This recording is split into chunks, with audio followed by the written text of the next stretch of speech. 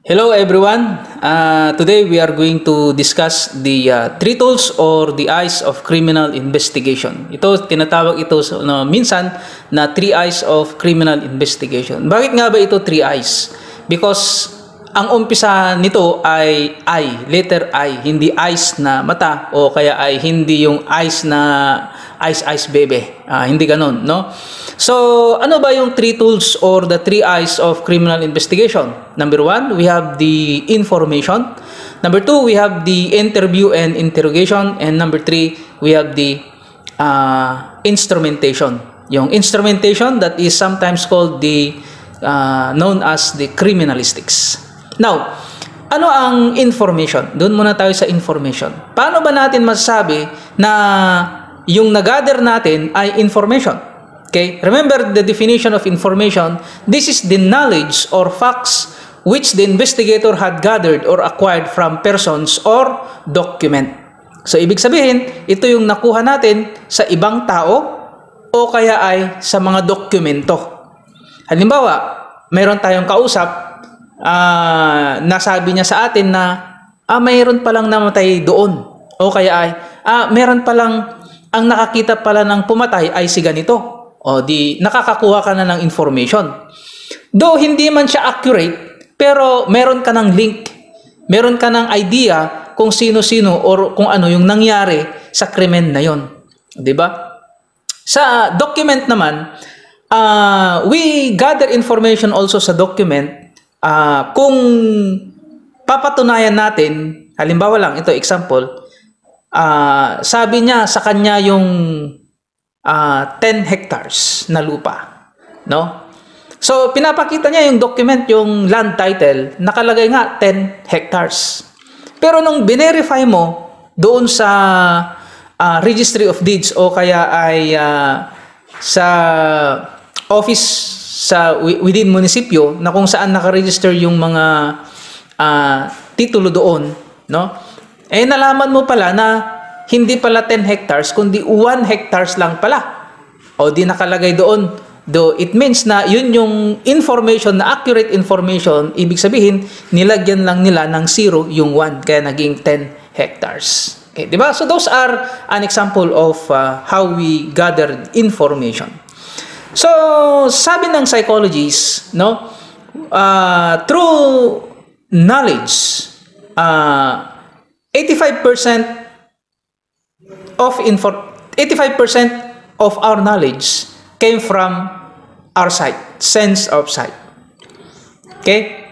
And 13% naman came from our sense of hearing. No? So dito natin nakukuha yung mga information. Okay? Nakakuha tayo ng information, sabi ng psychologist, nakakuha tayo ng information, 85% daw ay nanggagaling sa ating sense of sight. At 13% naman ay galing sa sense of hearing natin, yung pandinig, yung naririnig natin. And the rest of the senses ay 2%, kagaya ng sense of smell, sense of touch, no? So, doon daw nanggagaling yung 2%. Halimbawa, nakaamoy ka. Parang marihuana, usok marihuana. O, di ba? So, yun yung mga example na 2% lang daw doon. Pero yung sense of sight, yung sinusundan mo yung tao, 85% ang nakukuha mong information. Kaya nga meron tayong surveillance na kung saan 85% yung pagsusunod mo sa tao. Okay? At meron din tayong 3 psychological process of accurate observation kung paano tayo mag-observe, and that is the attention, perception, and report. Under attention, this consists of psychological process involved in becoming aware of an existence of facts. Okay? You are attentive, no? In knowing something. You are attentive in discovering something. And number 2 is the perception. This involves the understanding of the facts, or you are aware of what is being done or ano yung ginagawa mo. And of course, sa reporting, sinasabi mo kung ano yung nakita mo, kung ano yung napansin mo sa ginagawa mong pag-observe. Okay? We have also the three information classified as 2H sources. Ano ba ang tawag natin, class? Sa araw-araw nating nakikitang mga information sa cellphone, no? Nakikinig tayo ng radio, mga balita na pinapapanood natin sa TV. Ano ang tawag natin doon? Sa dyaryo na ating nababasa. Those are called the regular source of information. Meron din naman tayong tinatawag na cultivated source or cultivated sources. Ito ay kung yung information ay nanggaling sa ating informant o kaya ay informer. Remember this, ang pinagkaiba ng informant sa informer, kapag yung taong nagbibigay ng information ay walang bayad, ang tawag natin doon ay informant. Pero, if the person give information because of reward or consideration, that is called informer. Okay? And also, the information that came from the ex-convict or to those prisoners, ang tawag natin dyan ay grapevine source of information. Bakit grapevine? No, parang grapes, no? Ibig sabihin, pag sila ang nagbigay ng information, parang matamis-tamis na prutas yan, no? Ibig sabihin is accurate yung kanilang sinasabi, no? Kaya tinawag silang grapevine source of information. Okay? So, meron tayong two general types of suspect identification. Paano ba natin ma-identify ang suspect? Kapag dito, no, nakakuha tayo ng fingerprint dito sa baso na ito, no? Okay? Ano ang tawag natin dyan? Is it positive identification or tracing identification? No? It is called positive identification because ang fingerprint or the science of fingerprint, class, among the branches of criminalistics, fingerprint or dactyloscopy is called the perfect science. Okay? Kaya hindi ka pwedeng magkamali, no? Ano ba?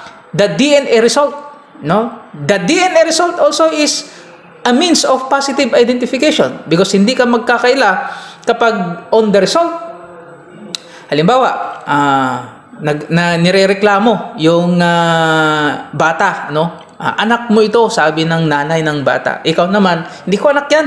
Ang dami naming lalaki sa buhay mo, for example lang. In-undergo ng DNA. At sabi ng DNA, positive, ikaw yung ama. Can you deny it? No. Our jurisprudence accepted the result of a DNA. So that's why it is a positive identification or means of identification of a suspect or person. Okay? Yung tracing identification naman. Sinasabi natin na tracing identification if the information is an indicative of the personality and identity of the suspect. Just like, for example, description of the witness to the suspect. Tumutugma yung description sa'yo. Payat. Payat, sir, yung nakita ko. Matangkad. Tapos, maitim, sir. Pango ang ilong. Ikaw yun. No? So, ikaw naman yan. Sinabi ng pulis, di ikaw yun. Based sa description ni witness. Di ba? O kaya ay belongings. Property. May nakapag-identify. Sir, yung basong yan, gamit yan ni Juan de la Cruz. Okay? Sir, yung cellphone na yan, gamit yan ni Juan de la Cruz. Okay, can you deny it? Though tracing identification, class, can be rebut. Ibig sabihin ng rebut, pwede mong makontra. So, the sources of information. Ito yung kung saan tayo makakukuha ng mga iba pang mga information, no? Number one is the government records. Under the government records, class, it is not mean that nagtatrabaho ka sa gobyerno. Pero pwede rin, no? Na ikaw ay empleyado ng isang gobyerno, sa gobyerno, pwede ka rin makakuha ng information. Halimbawa, ako, nagtatrabaho ako sa Supreme Court. Example lang ito, no? So, punta lang kayo sa Supreme Court at makakuha kayo ng information sa akin, no? O kaya ay sa mga offices na under the government offices kung saan siya nagtatrabaho. Paano naman kung ang tanong ay hindi siya empleyado, hindi siya government worker? Pwede ka pa rin bang makakuha ng information? The answer is yes. Because that is all of us was already registered at the PSA or yung tinatawag natin noon na NSO. So lahat ng details natin, information or files na based sa background natin ay nasa PSA or NSO office. Okay? We have also the private records. No? So ano ba yung mga private records na tinatawag? Kung halimbawa, negosyante ka, no? O kaya ay pupunta ka sa barangay para magtanong-tanong, no? Okay, makakuha ka na ng mga details, detalye sa kanya, no?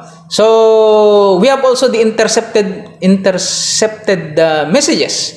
This means from the telephones, cellular phones, no? Alam nyo ba, class, na ang cellphone natin o kaya yung SIM card natin, kapag hindi nasira yung SIM card natin, kahit na dinilit mo pa yung message, no, in-erase mo yung message, pwede pa rin ma-retrieve yan. Okay? So, yan, pwede nating pwede tayong makakuha ng information dyan, no? And also, to those firearm holder sa may mga baril. Kaya nga importante na ang lahat ng in possession of firearm ay naka-registered lahat yan sa Firearm and Explosive Division. No? Kinakailangan yan para pag magkaroon ng krimen at ikaw yung suspect, malilinis yung pangalan mo kapag ikaw yung tinuturong suspect. Kasi nga yung serial number ng baril na ginamit, hindi naman yun yung baril na hawak mo. Okay, di ba? And we have also the stored data on computer and cell phones. No? Only expert must be employed to retrieve those stored data. Okay, under the rules on computer evidence class. Kapag suspected yung computer under the Cybercrime Act, no? Ano ang gagawin mo kapag gusto mong kunin yung item para i-undergo for investigation? When the computer is off at the time of your arrival, do not turn it on. Diba? When it is on, do not turn it off. Yan. So, opposite lang sila. When the computer is off, do not turn it on.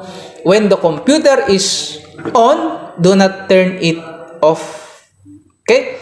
So, ano ang gagawin mo? I-unplug mo lang sa likod. Unplugging ang tawag doon. I-unplug mo lang at saka lahat ng each unplug ay kinakailangan mong markahan. And take note for this, only the computer forensic expert, yan ang right term, ang siyang mag-examine, mag-determine kung yun nga ay ginamit sa cybercrime. Marami tayong klase ng cybercrime. No? Andiyan yung pornography, scam, etc. etc. No? Okay? So, let's proceed to the interview and interrogation. Ano ang pinagkaiba ng dalawa? But sa 3 eyes, isa lang ito. No? Itong dalawang ito ay isa lang. Interview and interrogation. Pero magkaiba sila. Pag sinabi nating interview, this is the simple questioning of a person who is cooperative. Yan, nakiki-cooperate sa investigador. Kapag reluctant naman, no? Hindi siya nakiki-cooperate. Tanungin mo lang yung pangalan, di umiimik. Galit, dumadabog. Yung akmang parang manlaban. Ang itsura niya. Ang tawag diyan, kapag i-undergo mo sa questioning is interrogation naman yan.